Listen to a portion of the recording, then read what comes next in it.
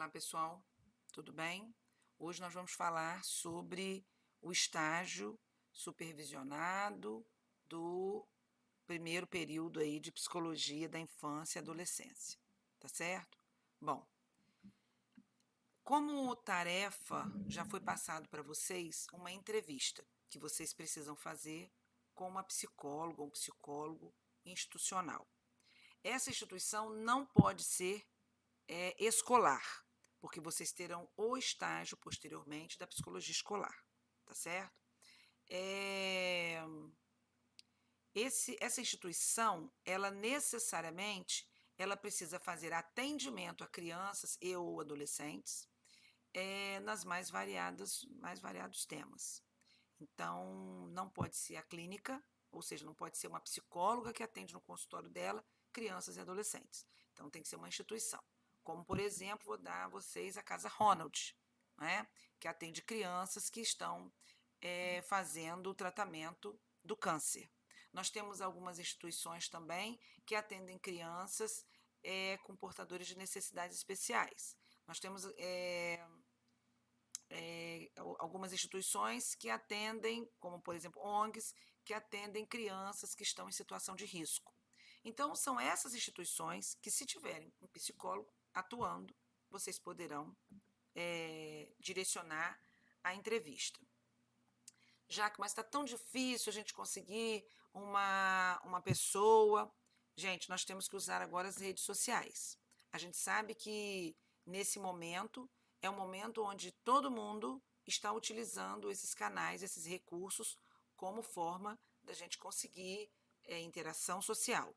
Então, procurem os professores de vocês, perguntem se conhecem alguma psicóloga que trabalha em alguma instituição, que atenda crianças e adolescentes, entre em contato com ela. Eu já forneci aí no grupo de WhatsApp o telefone de uma psicóloga da Casa Ronald.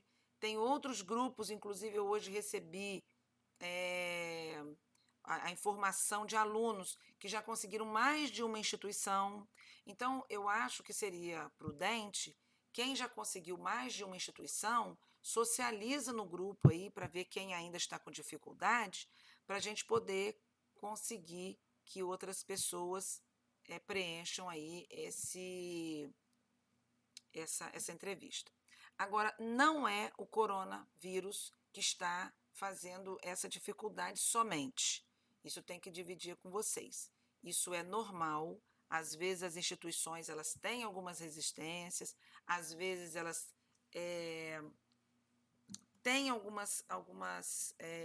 alguns períodos que as pessoas estão mais envolvidos, né? Então não é só o fato de nós estarmos aqui com essa condição das pessoas não estarem indo ao trabalho que vai fazer com que essa dificuldade exista. Isso já existia antes mesmo do coronavírus estar por aí cerceando o nosso contato físico com as pessoas.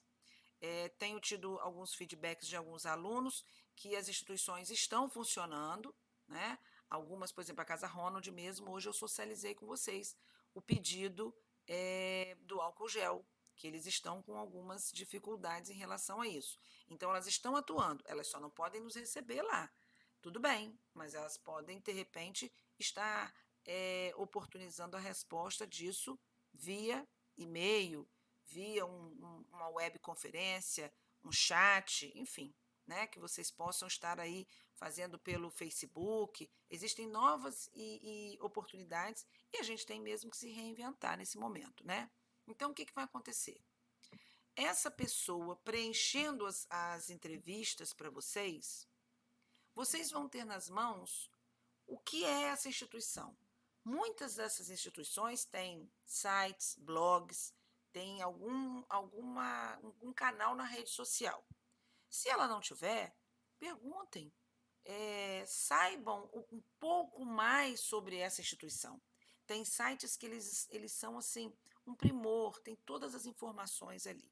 E vocês vão precisar ter essas informações. Por quê? Porque o primeiro momento do artigo de vocês, do relatório, artigo não, desculpa, do relatório de vocês, vai ser uma descrição de como é essa instituição. Então, vamos dar o exemplo da Casa Ronald.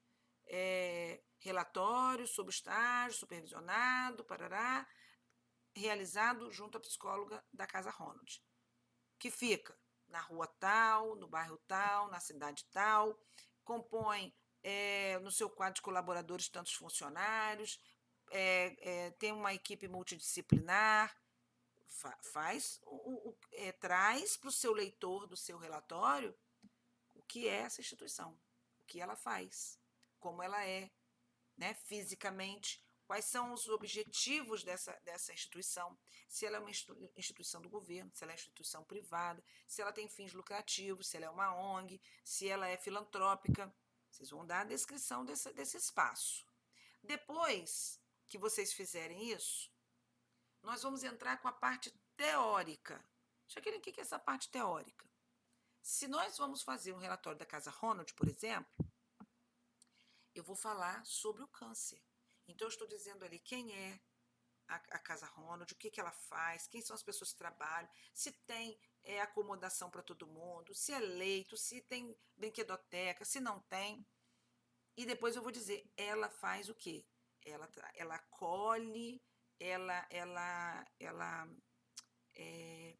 recebe as pessoas que estão fazendo um tratamento de câncer. O que é o câncer? Essa variável câncer pode ser a variável menor abandonado, pode ser a variável crianças com síndrome de Down, ela pode ser. A variável é o tema que essa instituição trabalha. Então, eu vou me aprofundar nos meus estudos, nas minhas leituras, e aí vocês vão dividir tarefa. Por quê? Porque cada aluno vai poder ler um autor diferente. E vocês vão enxertar um texto para dizer ao seu leitor o que é uma criança com dificuldades visuais, né? Com uma deficiência visual. O que eles fazem lá? Uma criança precisa de quê? Aprender a usar tais recursos. Uma criança com essa situação, ela fica impotente de estar com os seus amiguinhos. E o que isso significa? Estar ausente do contexto escolar, ausente do contexto social de outras pessoas. Os adolescentes, então, que estão no meio de uma fase extremamente difícil para eles, tanto fisicamente, por conta das mudanças hormonais, por uma série de situações. Como é que é esse movimento de estar fora desse contexto social tão desejado por qualquer uma criança, né, estar nesse ambiente social? Então, vocês vão escrever sobre a temática daquela instituição, usando teóricos. Jaqueline, o que são teóricos? Vocês vão procurar artigos publicados e levem em consideração os artigos de 5 anos para cá. Tá? Por que 5 anos? Porque significa que são pesquisas recentes. Então, as coisas mais recentes estão sendo estudadas agora, é que elas estão tendo novidades, estão aparecendo outras coisas que não os teóricos mais antigos. Não que os teóricos mais antigos não tragam algum conceito importante. Isso vocês também poderão colocar no relatório de vocês, sem problema nenhum. Só que ao fazerem esse relatório, vocês vão ter que baixar na internet as normas da ABNT. O que são as normas da ABNT? São as normas que regem todo o trabalho acadêmico. Nas normas da ABNT você vai encontrar o tamanho de fonte que você vai usar, o tipo de fonte, qual é o espaço que você vai deixar nas laterais, qual é o espaço que você vai deixar no cabeçalho, no rodapé. Tudo isso as normas da ABNT vai te ensinar. E isso é uma norma. Então, é assim em todo o trabalho acadêmico. Então, salvem as normas da ABNT e guardem com vocês, porque de agora em diante vocês vão usar as normas da ABNT para todo o trabalho acadêmico. Todo ele vai exigir de vocês. Uma coisa que vocês precisam entender é que quando vocês estiverem trazendo para o seu leitor os conceitos do que é uma doença, do que é uma enfermidade, do que é um problema que aquela criança está vivendo, por exemplo, situação de rua. O que significa uma criança em situação de rua? Quais são os riscos que ela corre? Quais são as negligências que ela sofre, tanto moralmente, socialmente falando, né? Vocês vão trazer isso, mas não são vocês que estão inventando. Então, o que é uma escrita acadêmica? Se eu estou buscando na teoria a fonte para eu dizer para o meu leitor que isso é relevante, que aquela instituição está fazendo algo que é relevante, que é importante, eu tenho que dizer quem são esses teóricos. Então, lá nas normas da ABNT, vai dizer para vocês como vocês vão usar o referencial teórico. Nenhum parágrafo pode ser escrito sem que vocês digam quem foi que disse isso. Mas não pode copiar o que a pessoa está dizendo.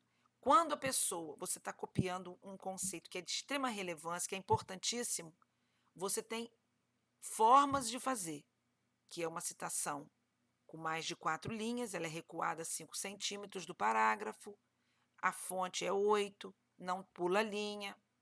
Ah, eu copiei na íntegra, mas são só 3 linhas, Jaqueline. Tem que botar aspas, porque foi o fulano que falou. Eu tenho que dizer o ano, o autor e a página. Agora, se eu estou lendo alguma coisa que ele está dizendo e eu estou traduzindo aquilo para o meu leitor, eu estou colocando as minhas palavras, mesmo assim, é dele. Vou dar um exemplo a vocês. Se eu disser assim para vocês, gente, me conta como foi o capítulo da novela de ontem, porque eu não assisti. O que é que vocês vão fazer? Aconteceu isso, aconteceu aquilo, vocês vão me relatando. Mas quem é o autor da novela? São vocês? Não. É o autor, é o nome do autor lá da novela. Vocês só estão me contando. Então, isso é uma escrita acadêmica. É ler o que o autor escreveu, passar para as palavras de vocês e escrever ali. E traduzir para o seu leitor. Mas tem que dar o mérito dele. Foi ele que escreveu aquilo. Eu só li e estou te contando. É assim que é a escrita acadêmica. Então, se você lê um parágrafo e não colocou ali o autor e o ano, se você não lembrar de onde você leu, vamos ter que tirar o parágrafo do relatório. Porque eu não posso permanecer com um parágrafo sem autor, significa que é meu, que eu é que estou fazendo aquele relatório, é criação minha. E isso chama-se plágio. E a gente não pode aceitar o plágio.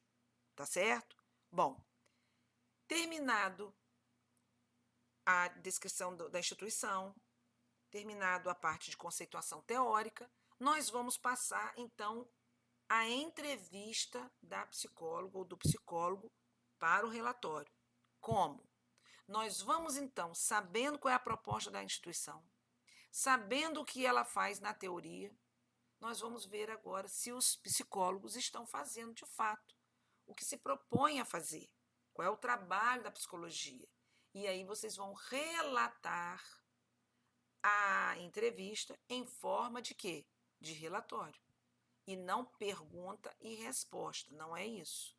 É em entrevista com a psicóloga da instituição, realizada no dia tal, a mesma, ao ser abordada sobre as dificuldades do seu trabalho, relatou que, mesmo com todas as dificuldades, a empresa financeiramente oportuniza a compra de materiais, de recursos, então o trabalho dela se desenvolve de tal maneira. Ou seja, aquela pergunta que vocês fizeram, vocês vão ter que contar de novo, dentro da escrita acadêmica.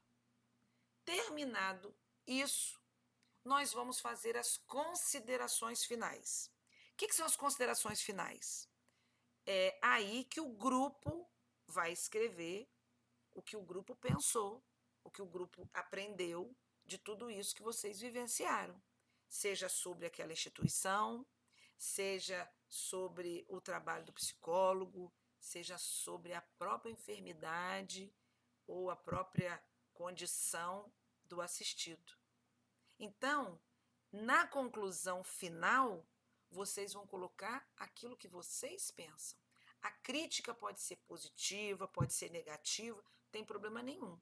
Vocês podem achar uma instituição que tem uma proposta que, de repente, não é aquilo que a psicóloga faz, não coincide, né, com o que está sendo dito. Vocês podem elaborar um texto crítico, não tem problema nenhum, porque esse relatório não vai para a instituição. Esse relatório fica na universidade. Faz parte da documentação que comprova o que vocês estão fazendo. Então, vocês não precisam ficar preocupados com relação a isso, que isso não existe um feedback positivo ou negativo para a instituição. A gente só agradece por terem acolhido vocês e terem respondido às expectativas aí de uma visita, de uma entrevista, como é o caso que a gente sempre faz, tá certo? Então, não precisa ficar preocupado com isso. Acabando a conclusão final, vocês vão colocar as referências. Só que tem um detalhe, as referências, elas são a última coisa do relatório, mas ela não pode ser feita no final. Ela tem que ser feita junto com o referencial teórico. Então, todo autor que você colocar lá, trazendo um referencial teórico, ele tem que colocar aqui. Quem é que vai dizer para vocês como é que vocês vão colocar aqui? As normas da ABNT. Então, por exemplo, lá no texto eu posso dizer assim, segundo o CID-10, CID-10 é um livro que fala sobre todas as enfermidades, as doenças, e ele vem trazendo os códigos. Segundo o CID-10, vamos botar o ano entre parênteses, 2010, o ano de edição. Segundo o CID-10, 2010, o câncer é uma doença que ataca os glóbulos, e vocês vão dar a definição. Tudo bem. Esse CID-10 precisa estar lá nas referências e existe uma formatação para isso. Dá trabalho? Dá trabalho. Não é de qualquer forma. Então, tem que olhar nas normas da ABNT, porque existem regras. E isso vocês vão ter que aprender desde já, porque todo o trabalho que vocês fizerem de agora em diante tem que ter o referencial teórico. Isso faz parte da academia, tá certo? Terminado essa parte de referencial teórico, vocês vão também ver nas normas da ABNT as normas das páginas. Páginas de relatório, está lá nas normas da ABNT. Como é que você faz uma página de relatório? O que deve constar na página de relatório? Está lá. E aí vocês vão fazer exatamente igual. Se nós retornarmos à universidade em tempo hábil, nós podemos até, por uma questão de educação, uma questão de agradecimento, ir ao local, entregar a documentação, agradecer, né, fazer uma visita, e não mais que isso, tá certo? A gente não vai mostrar relatório, nada disso. Só agradecer, agradecer mesmo, né? Pedir desculpas por alguma questão que nós tenhamos num momento tão difícil abordado ali a pessoa, se por acaso a gente foi inconveniente, enfim. Mas é agradecer, tá? E ter a oportunidade de conhecer o espaço.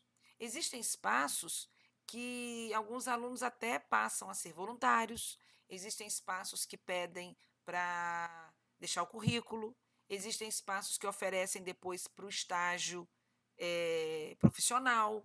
Então, é uma forma de você abrir uma oportunidade para você também estar trabalhando ali e ganhando experiência, né? Então, é um momento também de você conhecer uma outra forma de trabalhar a psicologia, tá certo?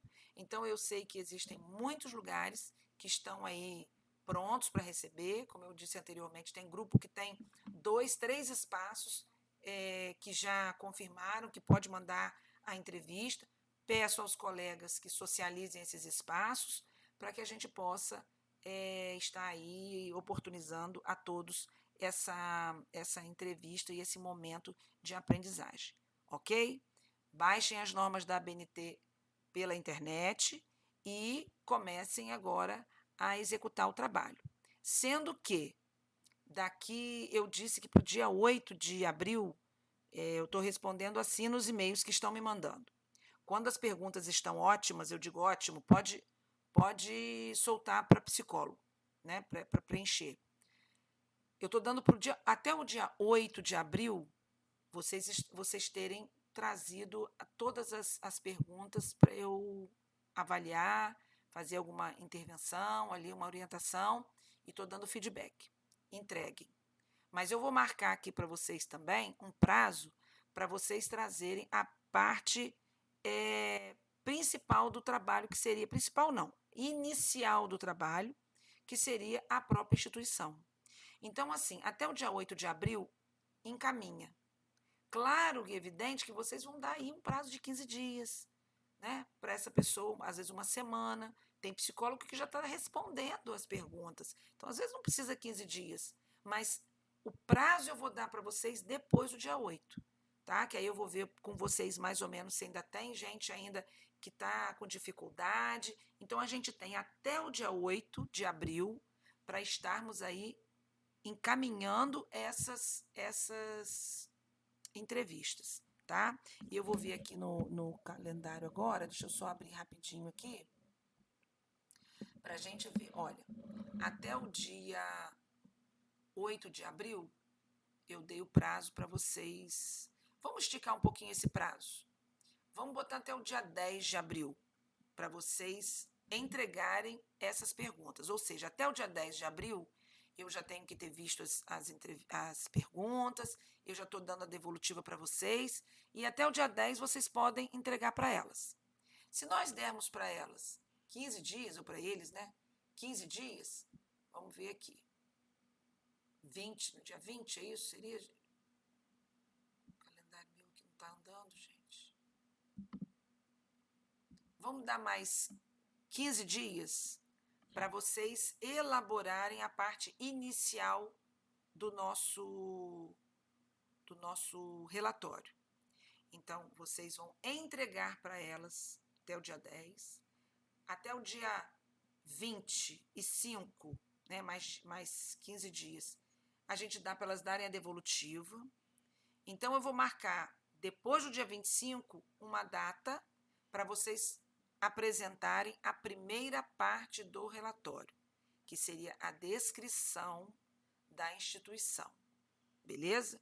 Então, esse mês de abril, nós vamos estar imbuídos da aplicação da entrevista, do retorno dessa entrevista e da parte inicial, porque eu só vou poder fazer a parte inicial do relatório depois que eu receber a entrevista, a não ser que eu já conheça pelo site, eu já tenho mais acesso, aí não tem problema.